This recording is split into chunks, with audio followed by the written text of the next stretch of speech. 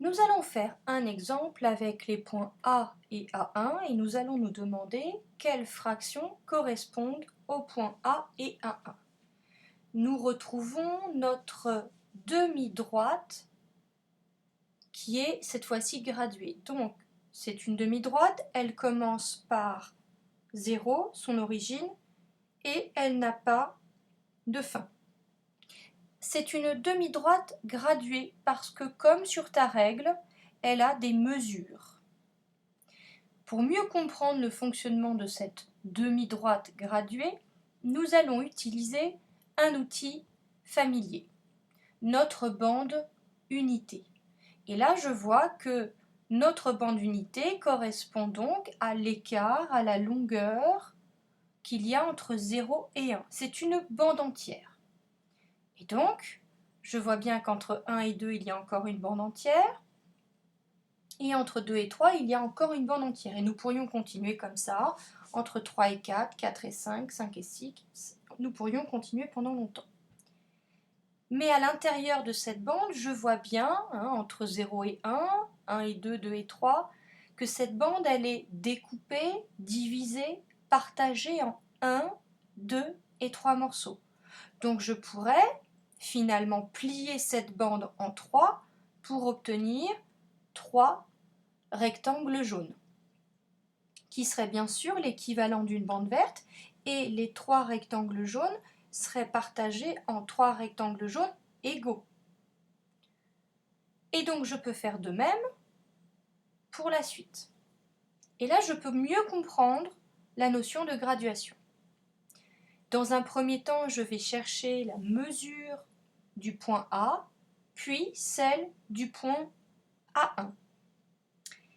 Alors, si je regarde A, je vois bien qu'il est plus petit qu'une bande entière. Donc je vais m'intéresser à la bande jaune.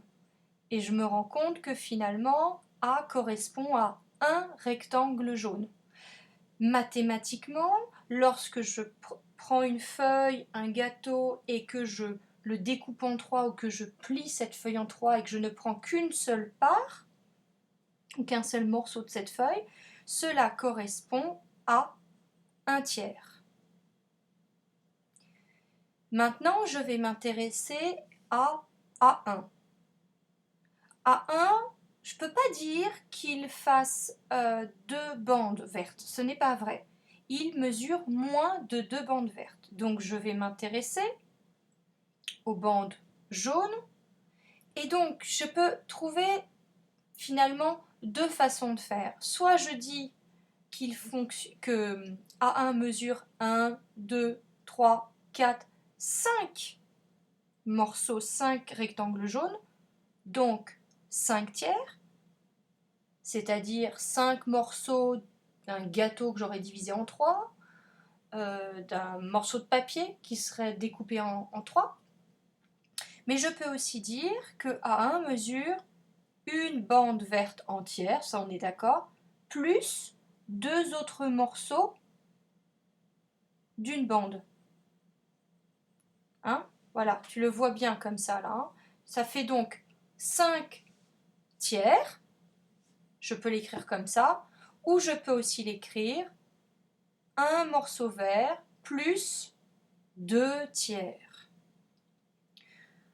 Donc nous avons vu à travers cet exemple comment nous pouvons exprimer sur une demi-droite graduée à l'aide de fractions et de nombres entiers la mesure de points. Sur les slides suivants, tu vas pouvoir dans un premier temps essayer de réfléchir tout seul dans ton cahier du jour, puis je t'invite à regarder la vidéo